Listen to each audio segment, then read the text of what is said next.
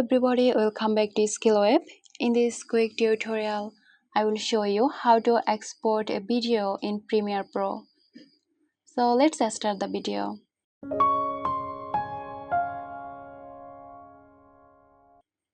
Once you are done editing, go to the top menu and click File, then go to Export, then Media. You can also use the shortcut Ctrl M on Windows or Command M on Mac. Now this will open the export settings window. Here under Format, choose H.264. This is the most common and works great for YouTube and social media. Then under Preset, you can select options like Match Source High Bitrate for good quality. Next, choose where you want to save your video and give it a file name. Finally, hit Export. Premiere Pro will render your project and create your video file. And that's it.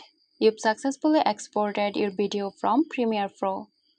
If you found this helpful, make sure to like and subscribe for more quick editing tutorials. This video is sponsored by Zerosoft. Zerosoft offers graphic design, UI UX design, digital marketing and web development.